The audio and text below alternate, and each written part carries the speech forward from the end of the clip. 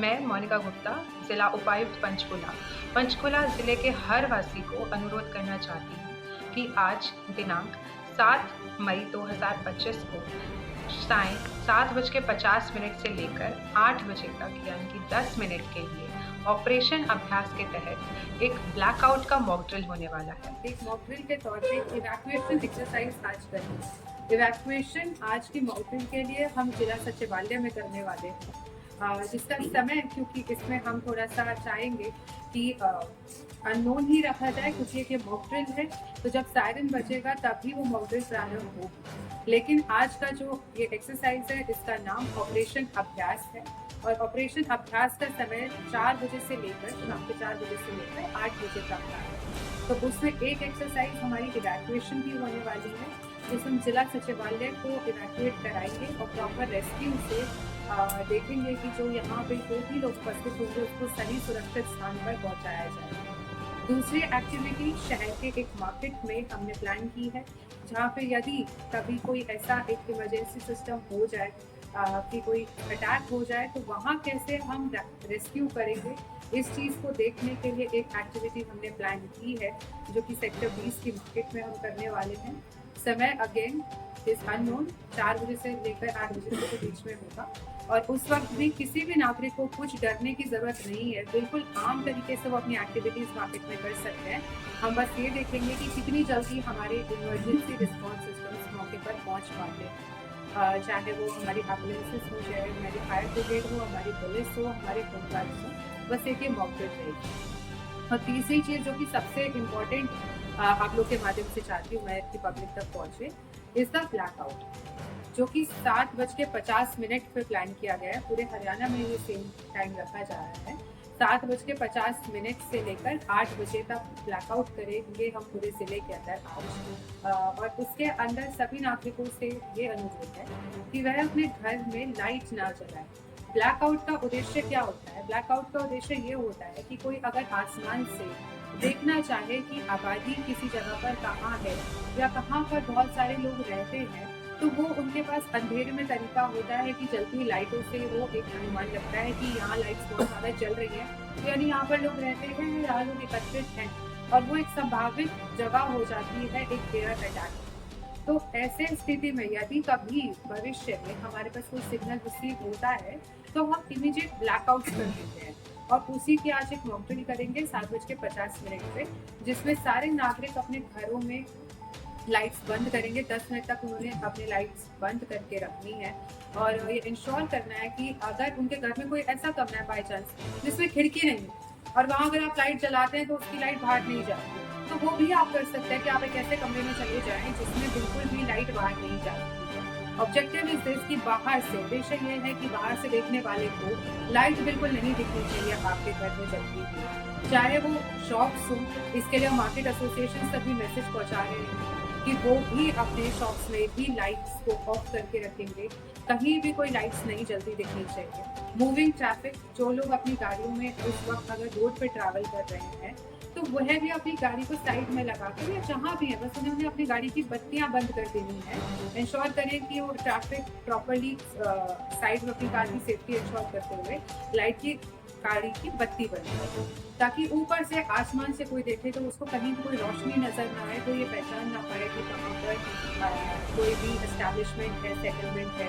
ऐसे ही high rise societies में भी बहुत ज़्यादा अनुरोध मेरा रहेगा कि वहाँ पे बहुत सारे क्रिएटिविटीज ऊपर नीचे रहते हैं, तो वो सब अपनी लाइट्स करके बंद रखें। इसके लिए हम स्ट्रीट लाइट्स भी ऑफ रखेंगे उस समय के अंदर। जो विभिन्न इसमें हमारे पब्लिक रिप्रेजेंटेटिव्स हैं, ग्रामीण स्तर तक हम मैसेज पहुंचा रहे हैं, मुनादियाँ कराएंगे इसके लिए। और जो हमारे सरपंचेस हैं उनके माध्यम से, शहरों में हमारे वार्ड काउंसलर्स के माध्यम से, मार्केट एसोसिएशन के रिप्रेजेंटेटिव्स के माध्यम से और हमारे एनसीसी कैडेट्स की मदद ले रहे हैं, सिविल डिफेंस वॉलंटियर्स हैं, हम उन सब की मदद ले रहे हैं, ताकि ये मैसेज, क्योंकि मुझे पता है टाइम थोड़ा शॉर्ट है, आप लोगों का बहुत सपोर्ट इसमें चाहिए, मीडिया के बंधुओं का, कि आप पब्लिक तक ये मैसेज हमारा पहुँचा दें। अगर आप सोशल मीडिया चैनल्स रन करते हैं तो आप उसके माध्यम से भी ये बात लोगों तक पहुँचाएँ कि वो इस ऑपरेशन को हमारे साथ सक्सेसफुल बनाएं। ये पहला अभ्यास है, आवश्यक लगेगा तो और भी भविष्य में सब करेगी, लेकिन हमें सतर्कता ही सबसे बड़ी सावधानी है। तो वो करते हुए इंश्योर करना है कि ये तुरंत एक्टिविटीज़ हमारी हो जाए। सायरेंस भी हमारे इमरजेंसी रिस्पॉन्स सिस्टम का एक बहुत महत्वपूर्ण भाग होता है कि कैसे कोई इमरजेंसी आएगी तो हम सायरन बजा के लोगों को इन्फॉर्म करेंगे। हम लोग उस पर भी वर्क कर रहे हैं, लेकिन आज के ब्लैकआउट एक्सरसाइज का समय पहले से निर्धारित है। तो सभी लोगों से यही अनुरोध रहेगा कि 7:50 शाम में वो सब इंश्योर करें कि कोई भी लाइट पूरे घर से बाहर जाए। मैं दोहराना चाहूँगी कि कोई भी पैनिक की स्थिति नहीं है।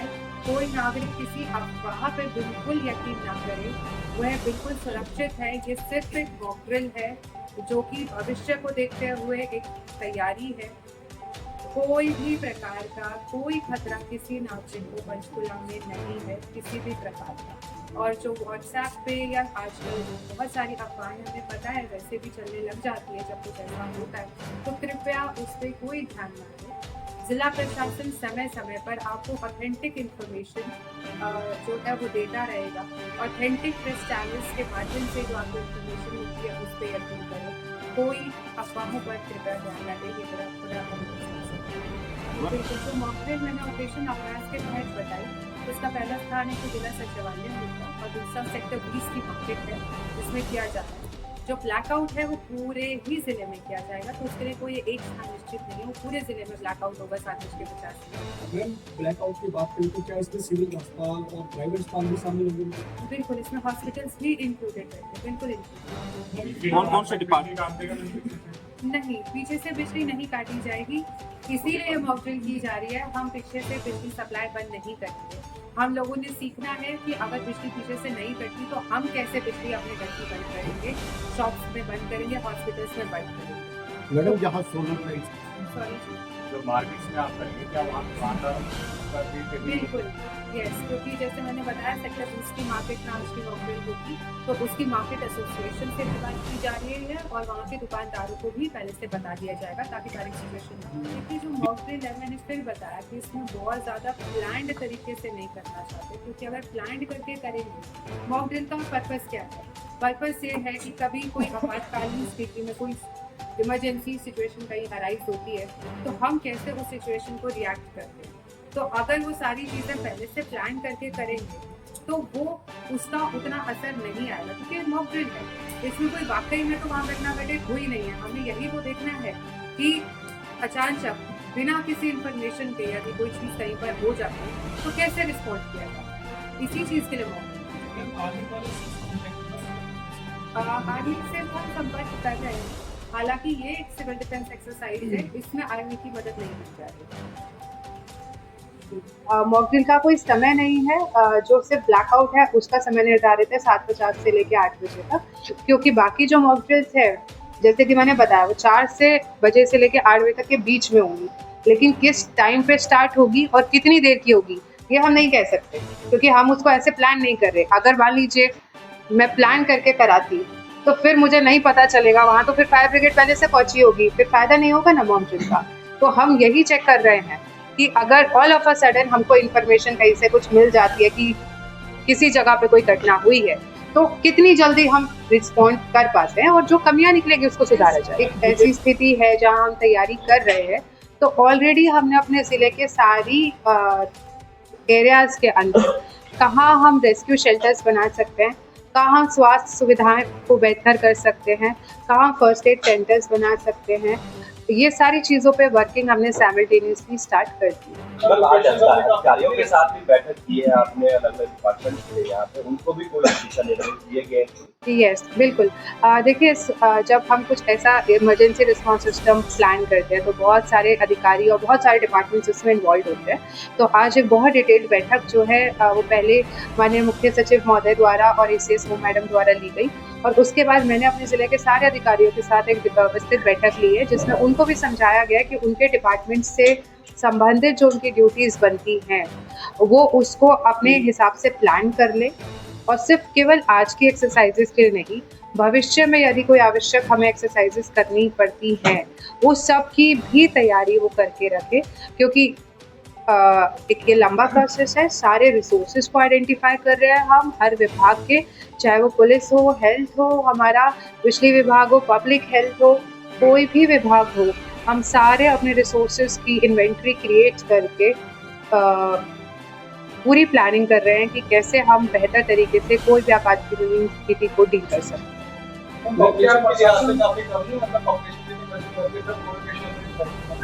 देखिए, ये आज के लिए 2 लोकेशंस है केवल, भविष्य में दोबारा की जाएगी एक्सरसाइज। ऐसा नहीं है कि हम दोबारा नहीं करेंगे, क्योंकि जैसा अभी आपने बताया कि समय कम है, फिर अगर हम ज़्यादा जगह करेंगे तो शायद उसका वो इम्पैक्ट नहीं आएगा। इम्पैक्ट मुझे लगता है ज़्यादा तब अच्छा आता है जब हम एक जगह को अच्छे से करें और उससे जो लर्निंग आए वो अगली बार में रेप्लिकेट करेंगे।